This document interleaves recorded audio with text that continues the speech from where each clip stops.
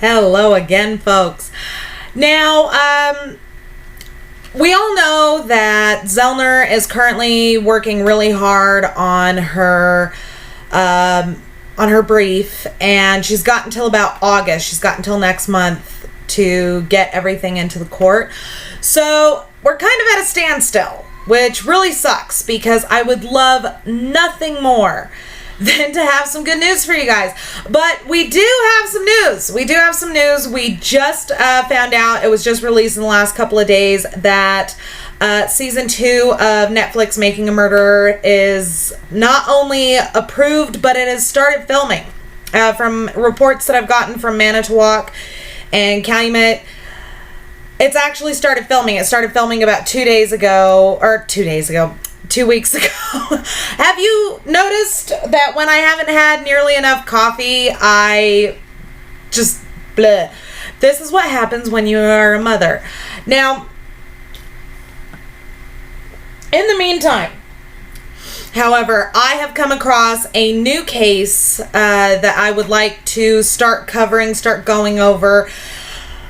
What we have of the case file is not nearly enough, so I'm probably going to get hold of the county that this all occurred in within the next few days and see what it's going to cost to get the completed case file, because this is bullshit. And what I love about this case is it proves unequivocally that police corruption and prosecutor misconduct and, you know, the people in power are not infallible, and they are not always honorable, and they don't always have integrity, and they don't always follow the code of ethics that they should. So, without further ado, this was brought to my attention by a man by the name of John, who is an author, and he is apparently an acquaintance of the convicted. Yes, I know. To address this really quick, yes, I do fully vape for the most part, but when a fan sends you a pack of Nat Sherman's Black and Golds, you smoke them. You fucking smoke them. These are some of the best cigarettes that I've ever had, and to be quite honest, if they weren't so goddamn expensive, I'd probably smoke nothing but these. But it is impossible. So, anyways, this is the David Coffin case. Now, David Coffin, this all occurred in 1996 in Georgia. And this occurred in Fulton County, Georgia. Now, David Coffin was a member of the Coffin family from the Northeast. He was well-to-do. He was, by all accounts, a really nice guy. Just a really stand-up guy.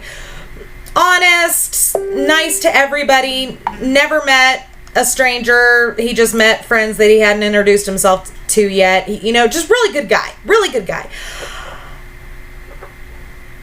In December of 1996, David's house was found aflame.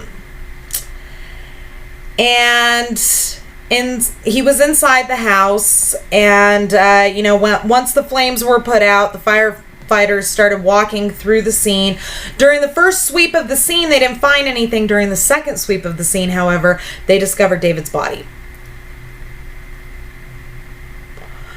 Now, by accounts from that night, the flames shooting out of David's house were roughly 20 to 30 feet high. Now,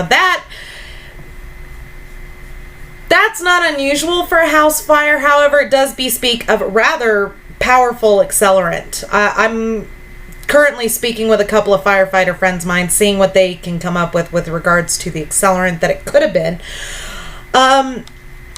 However, I find it interesting that David's body was found on his back. Now, typically, and they say this on the 48 Hours special that was done on this case, typically when a person dies in a fire, you'll find them on their stomach because they're trying to crawl out of the house. David was found on his back. What I find interesting, though, is that they never said anything about the curling of the corpse. Even if a corpse is dead at the time that a fire is set, the muscles, the heat causes the muscles to contract. And so you'll kind of find them curled up in a fetal position. All of the muscles in the face will contract, so they kind of produce this sort of screamy-like look on the face. Their hands will curl in. Their arms will curl in. Their legs will curl up. The muscles will contract, causing the body, the corpse, to go into a sort of fetal position. So I find it interesting that nothing like that was said that I've seen so far, which I find odd. I find that really fucking odd. Really strange. Now, Scott Davis is the convicted in this case. And as I've told you repeatedly, you always want to look at means, motive, and opportunity. Scott Davis definitely had a motive. I will admit that. The motive was his estranged wife, Megan. Now, Megan doesn't like it when you call her Megan. She says that her name is pronounced Megan. I'm sorry, sweetheart. It's Megan. And if you don't like it, I don't fucking care. Megan was married to Scott Davis. And at the time of the murder, they were separated. They were actually in the midst of a divorce. And Megan was seeing David Coffin. Now, here's the thing though, kids. David Coffin wasn't the only person that Megan was doinking at the time. She had actually 3 or 4 other men on the hook at the time of the murder. So, I find it interesting that the prosecution relied so heavily on Megan's testimony when it was kind of proven that Coffin wasn't the only one that she was dating at the time. You know, now, I don't give a fuck if you've got your fingers in a lot of pies or a lot of fingers are in your pie. I don't care. You know, that really kind of doesn't matter. But then why would she work so hard to pin this on her husband? That's where I'm having the issue here, folks. Megan had means, she had opportunity, and she fucking had motive, because not 1 week before Coffin's death, David Coffin had gone to see his father. He had gone to spend Thanksgiving weekend with his family. And from what I understand, at the time, Coffin had decided to back a little bit off of Megan until the divorce was final. He loved her. He wanted to spend a good amount of his time with her, but he felt that, you know, the whole divorce thing, it was time to back off just a tad until that was resolved. So I find it interesting that around the time of the murder, he had decided to back off a bit, and then all of a sudden he comes up dead. Now, David Coffin was rather wealthy, and Megan likes the finer things in life. So that right there, the timing is interesting. The murder weapon was lost, but who else had access to the murder weapon other than Scott Davis? Or David Coffin, for that matter, because it was stated that the murder weapon was actually David Coffin's. And it has conveniently disappeared. Now, Scott Davis was arrested at the time of the murder in 1996. He was arrested about 90 days after the murder. But the charges were dropped because there was no physical evidence tying him to this case. None. 10 years later, he is rearrested and he is convicted on entirely circumstantial evidence. The fuck? Now, Davis claims that he was attacked the night of the fire, and that his house was also attempted to be set on fire, and that his attacker had stated prior to attacking him to stay away from Megan. And she states, my name is pronounced Megan. So if her name is pronounced Megan, and that's how Davis would state her name, why in the fuck would he have told the police that the attacker said stay away from Megan, not Megan.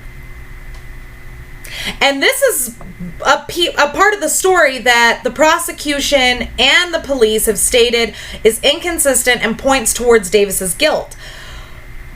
But kids, if you pay attention to people's mannerisms, if he is used to saying her name Megan, he would have said that the attacker, if the attacker, didn't exist, he would have said that the attacker would have said her name was Megan, not Megan. So, there's a lot of really weird shit in this case, kids. Now, Coffin's Porsche had been stolen, and it was found a few days later on fire. The funny thing is, though, is that Davis has an alibi for that fire. He was at work, in a work meeting. Bunches of people can see it. The prosecution explains this away as he had an accomplice. Where's this accomplice? Why is there no evidence of an accomplice? And what the fuck? And why have they not looked too hard for an accomplice? If he had an accomplice in the murder and the theft of the Porsche, then why hasn't the prosecution or the police looked too hard for this accomplice? Don't you want to hold everybody accountable? The only person that they haven't really looked into alibis for is Megan. Now, and here's the other thing, kids. No evidence. A warrant was sworn out at the time of the murder for Davis's house. They looked in his house. They tore that shit apart. There was no evidence found. None. No clothing with Coffin's blood. No clothing with an accelerant present on it. Nothing. No murder weapon. Nothing. Nothing was found at the house. Not a fucking shred.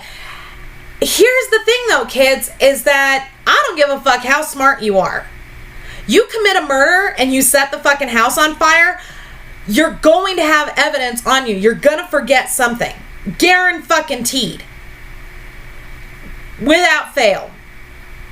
So, where's the evidence? Sheila Ross was the prosecutor on this case. And she states on 48 Hours, wealthy people have advantages poor people don't, and they know how to work the legal system. Well, it didn't work out too well for Davis now, did it? No, it didn't. And the funny thing is that Davis was only really looked at hard after he announced his run for governorship in California, around the same time that Arnold Schwarzenegger ran for governor. Isn't that interesting? What, now you decided to fucking really look at him and take him down a peg? What the fuck, Sheila? I will say this much. It was not smart of Davis to start dating a paralegal in the law firm that was representing him. And quite frankly, I find it odd that she didn't excuse herself from the case due to conflict of interest. It was just really weird. And she sat at the defense table with him.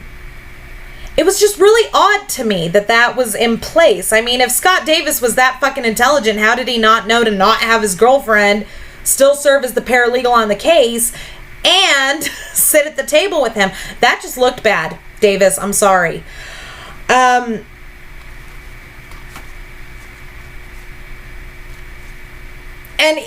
Ross even states, Sheila Ross, the prosecutor, states that Megan is the motive. This case would have been very difficult without her. Oh, I bet. She gave you everything you needed to convict her ex-husband. Everything.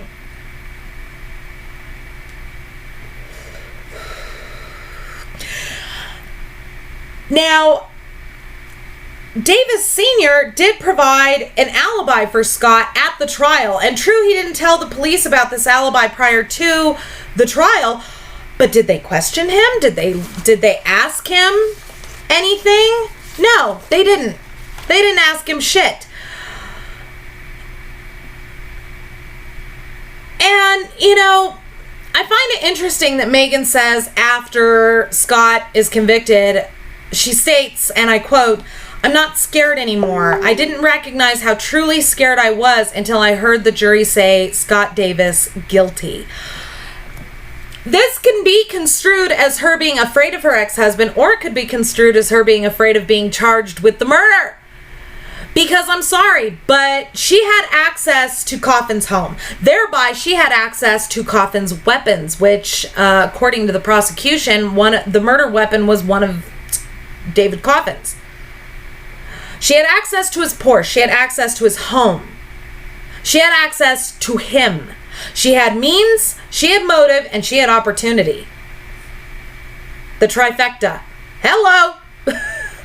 Now, kids, I am currently working on going over all of the evidence that is accessible in this case. However, I would like to try and get a hold of this case file. So I'm going to find out how much that's actually going to cost. I probably will end up having to piece it out and get the case file piece by piece, just, because of financial constraints, but whatever, doesn't matter to me. But I will keep you open on this. I'm going to leave a link down below to the 48 hours special on this case, and I'm going to leave a link down below to the website freescottdavis.org. So don't forget to subscribe to me here on YouTube. Don't forget to follow me on Twitter, Mama Phoenix 6. And if you boogie on over to the About page here on my channel, you will find everything from my Pinterest boards to my Instagram to my Facebook fan page to my blog. Thank you all very much for watching, and we'll see you soon.